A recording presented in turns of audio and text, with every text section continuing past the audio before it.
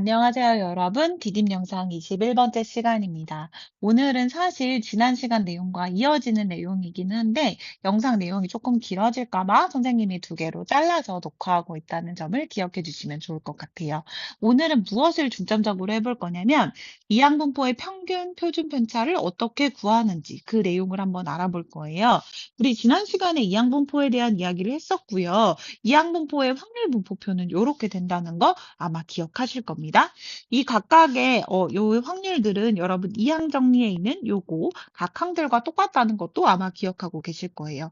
근데 여러분은 이미 확률 분포표를 알고 있을 때 평균이랑 그 다음에 분산을 어떻게 구하는지 알고 계세요. 어떻게 구하는 거였죠? 일단 평균을 구하려면 요렇게 각각의 요렇게 얘네들을 다 곱해가지고 이렇게 싸그리 다 더했던 거 기억하시죠? 그럼 선생님 이항분포의 확률 분포표를 구한 다음에 이렇게 다 곱해가지고 구해야 하나요? 그게 2의 x인가요? 라고 생각하실 수 있을 거고요. 그 다음에 vx는 그럼 어떻게 구하죠, 여러분? vx는요, 기억하시겠지만 제곱의 평균에서 평균의 제곱을 뺐던 거 기억하시죠?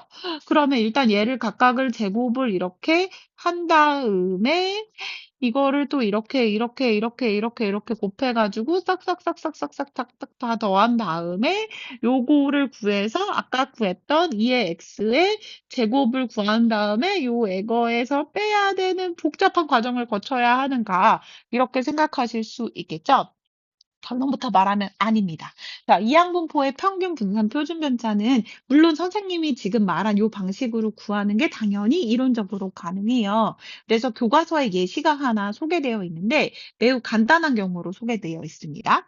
자, 확률 변수 x가 이항분포를 따르는데 시행일 수가 두 번인 경우로 간단하게 예시를 들어봤어요. 그럼 시행일 수가 두 번이라고 하면 이 x가 나오는 경우는 한 번도 안 나오거나 한 번 나오는 거나 두 번 나오는 거. 이거 세 가지 경우밖에 없겠죠. 그럼 한 번도 안 나오는 경우는 NC0, EC0에 요거니까 요렇게. 그다음에 요거는 EC1이니까 요거 한 번, 요거 한 번. 여기는 EC2는 어차피 1이니까 요렇게 아마 정리가 될 거예요. 그러면 우리가 원래 기대값 구할 때, 평균 구할 때 요렇게 각각 다 곱해서 더했었죠? 각각 다 곱해서 더하면 이렇게 되는데 아시겠지만 P랑 Q는 서로 일어나는 확률과 일어나지 않는 확률이니까 더하면 1이 되겠죠. 그래서 요거는 1로 바꿔버리면 2P가 되는구나 라는 걸 확인할 수 있고요. 마찬가지로 분산을 구하면 원래 제곱의 평균에서 평균의 제곱 뺐었던 거 기억하시죠? 그래서 얘 제곱하면 0, 제곱하면 1, 제곱하면 4 해서 일단 이렇게 곱한 다음에 요걸 곱한 다음에 아까 구했던 2P의 제곱을 떼서 구하면 되는데 결론적으로 다 구해서 정리를 해보면 EPQ가 된다는 걸 확인할 수가 있습니다. 그리고 분산을 구해보면 요거에다가 루트 씌우는 거라는 걸 확인할 수 있는데요. 선생님, 그래서 이 계산을 통해서 선생님이 하고 싶은 말은 뭔가요? 사실 교과서에서는 한 번 더 시켜봐요. 여러분이 3개짜리로 한 번 더 계산해 보세요 라고 되어 있는데 선생님은 미리미리 결론을 한번 말씀드려 보도록 하겠습니다. 교과서에 결론이 정리가 되어 있는데요. 이게 신기하게도 이항분포를 따르는 요 녀석은요. 요 녀석은 확률 변수 x의 평균 분산 표준 편차를 매우 쉽게 구할 수 있습니다. 자, 확률 변수 x가 이항분포 n, p를 따른다고 할 때 이항분포의 평균은 어떻게 구하면 되냐면 요렇게 요거 두 개만 곱하면 되는 게 알려져 있고요. 분산은 np q 요렇게 곱하면 된다는 게 알려져 있어요.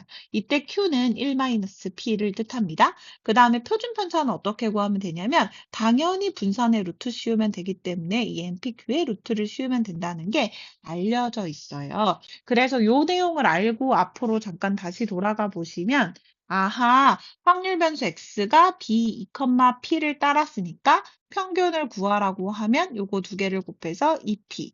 그다음 분산을 구하라고 하면 2pq. 그 다음에 표준 편차를 구하라고 하면 그 EPQ의 루트를 씌운 요거. 요렇게 각각 구할 수 있었구나라는 걸 여러분이 눈치채시면 될 것 같아요. 이렇게 일일이 구하나 일일이 구하지 않고 이 방법을 이용하나 똑같다는 게 알려져 있기 때문에 여러분은 앞으로 이 방법을 기억하고 계셨으면 좋겠어요. 그럼 여기 보기 한번 보도록 하죠. 확률 변수 x가 이항분포 b 32,4분의 3을 따른다고 할 때 평균, 분산, 표준 편차를 각각 구해보래요. 당황하지 않고 평균 어떻게 구한다고요? 32 곱하기 4분의 3 하시면 됩니다. 그럼 약분하면 24 이렇게 구할 수 있겠죠. 그 다음에 분산 어떻게 구하면 되냐면 32 곱하기 4분의 3 곱하기 4분의 1 이렇게 하시면 돼요. 이 앞에 게 24였기 때문에 24 곱하기 4분의 1 한다고 생각하시면 되고 약분하면 6 이렇게 구하시면 되고요. 그럼 표준 편차 어떻게 구하면 되겠어요? 6에다가 루트만 씌우면 되겠죠.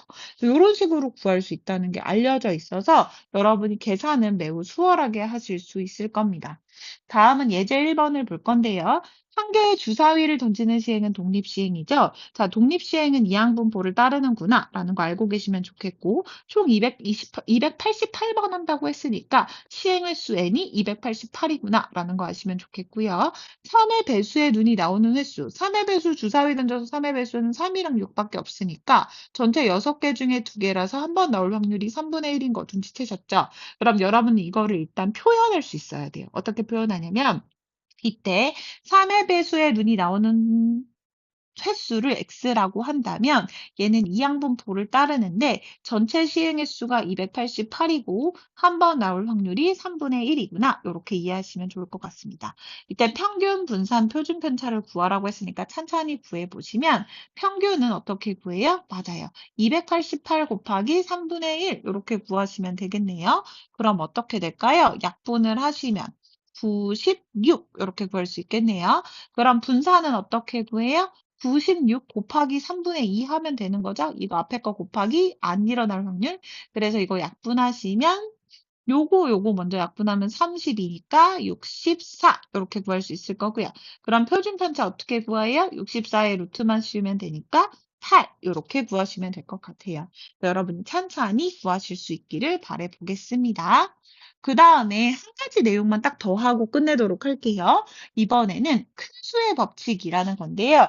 이거는 뭐 자세하게 여러분이 증명하는 과정 자체를 막 꼭 완전히 내 것으로 만들어야 한다라기보다는 이 전체의 흐름을 기억하고 계셨으면 좋겠다는 생각이 들어요.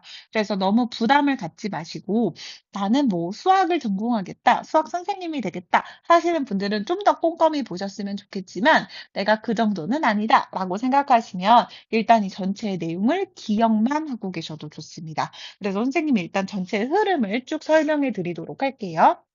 자, 한 개의 주사위를 한 번 던질 때 3의 눈이 나오는 수학적 확률은 당연히 6분의 1이겠죠. 6개 중 한 개니까. 그럼 n번 던지는 시행에서 3의 눈이 나오는 횟수를 확률 변수 x라고 하면 여러분은 이 x를 아하, 이항분포 총 n번 중에 한 번 나올 확률이 6분의 1인 이런 이항분포를 따르는구나 라고 생각하실 수 있을 거예요. 그랬을 때 상대도수 이건 무엇을 뜻하냐면요. 진짜로 여러분이 통계적으로 n번을 던져보는 거예요. 통계적으로 n번을 던져서 3이 몇 번 나오는지를 실제로 실험한 결과라고 생각하시면 좋을 것 같습니다. 그래서 이 실험한 결과와 진짜 수학적 확률 사이의 상관관계를 알아보자는 거예요.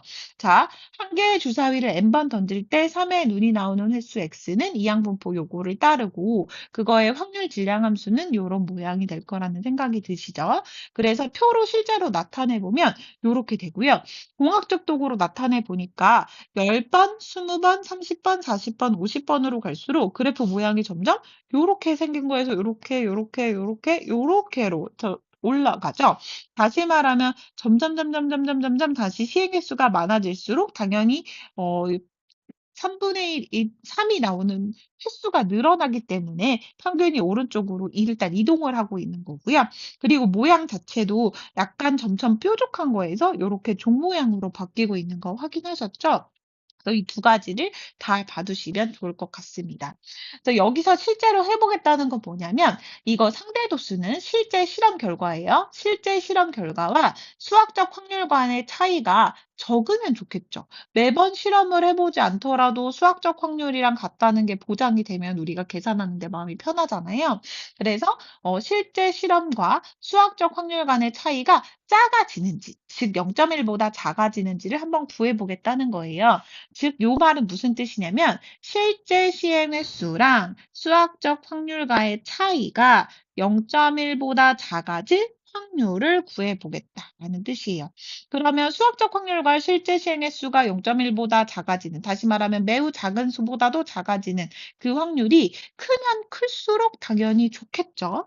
그래서 요거를 그냥 부등식을 푼 겁니다. 절대값을 생각해서 0.1은 10분의 1로 바꿀 수 있고, 얘는 양쪽으로 하면 마이너스 10분의 1과 10분의 1 사이라고 생각할 수 있고, 양변에 분모를 없애기 위해서 60을 곱했어요. 60을 곱해서 식을 이렇게 바꿀 수 있을 것 같아요. 그래서 여기에다가 n이 10일 때부터 쭉쭉쭉쭉 n의 값을 대입해 본 겁니다. 자, n이 10일 때를 여기다가 실제로 대입을 해보시면 여기 15분의 10을 3분의 2로 15분의 40이니까 3분의 8로 이렇게 될 거고 요 사이에 있을 확률을 실제로 구해보니 x가 1과 2일 때고요. 그래서 그거 계산해 봤더니 60% 정도 되는구나 라는 걸 확인했고요. 마찬가지로 n이 30일 때랑 n이 50일 때도 각각 구해봤더니 점점 확률이 올라간다는 걸 확인할 수 있어요. 여러분이 여기서 핵심으로 기억하셔야 되는 건 시행의 수가 커지면 커질수록 확률이 점점 어떻게 되더라? 올라가더라. 자, 확률이 점점 올라가서 특히 1에 가까워진다는 건 점점 그게 일어날 확률이 거의 대부분이 된다는 거죠.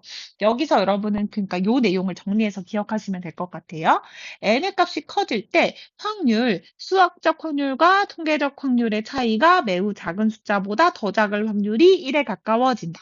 다시 말하면 상대도수와 수학적 확률의 차이가 0.1보다 작을 확률은 시행의 수가 커질수록 1에 가까워진다. 위의 결과는 여기를 0.1보다 더 작은 숫자 0.01, 0.001로 해도 성립한다. 즉, 주사위를 던지는 횟수 n이 커지면 커짐에 따라 3의 눈이 나오는 상대 도수는 수학적 확률 6분의 1에 점점 가까워진다. 즉, 이와 같이 상대 도수와 수학적 확률 p 사이에 성립하는 다음과 같은 성질을 우리는 지금부터 큰 수의 법칙이라고 부를 것이다. 그래서 정리하면 큰 수의 법칙은 뭐냐면요. 어떤 시행에서 사건 A가 일어날 수학적 확률 P가 있고요. n번의 독립시행을 해가지고 사건 A가 일어나는 횟수를 X라고 하면 임의의 작은 양수 H, 이 H는 0.1이 돼도 되고 0.01이 돼도 되고 0.001이 돼도 돼요. 그거에 대하여 n이 무수한이 커질 때 확률, 수학 적인 확률이 P고요. 이게 말하자면 통계적 확률이라고 해볼게요. 통계적 확률과 수학적 확률의 차이가 엄청 작은 수보다 작아질 확률이 1에 한없이 가까워진다. 라는 게 큰 수의 법칙이에요. 큰 수의 법칙에 의하면 시행횟수 n이 충분히 클 때 상대 도수는 수학적 확률에 가까워지므로 사건 A의 상대 도수를 사건 A가 일어날 확률 PA로 쓸 수도 있다는 게 알려져 있어요. 그래서 자연현상이나 사회적 현상에서는 우리가 수학적 확률을 구하기 어려운 경우가 굉장히 많잖아요. 그랬을 때 시행 횟수를 충분히 크게 한 경우에 통계적 확률을 수학적 확률 대신 써도 된다라는 게 알려져 있다는 뜻입니다. 자, 이것을 제대로 이론적으로 정리한 학자는 많은 수학자 베르누이예요. 여러분 베르누이의 법칙이라고 들어보셨는지 모르겠는데 이 베르누이가 요 큰 수의 법칙에 대해서 제대로 정리했고요. 이게 그의 사후에 추측술이라는 책에 소개되었다고 합니다. 그러니까 여러분이 기억하실 건요. 시행의 수가 충분히 크면 통계적 확률이 수학적 확률을 대신할 수 있다. 요 한마디로 기억하셔도 좋을 것 같아요. 시행의 수가 아주 크면 수학적 확률을 매번 구하는 게 어렵다면 통계적 확률로 수학적 확률을 대신할 수 있구나 정도로 기억해 두시면 좋을 것 같습니다. 오늘 여러분이 꼭 기억하셔야 되는 건 이 큰 수의 법칙과 그 다음에 요거 이항분포의 평균 분산 표준 편차를 구하는 방식이에요. 그럼 수업 시간에 다시 한번 문제 풀어보도록 할게요. 수고하셨어요. 안녕.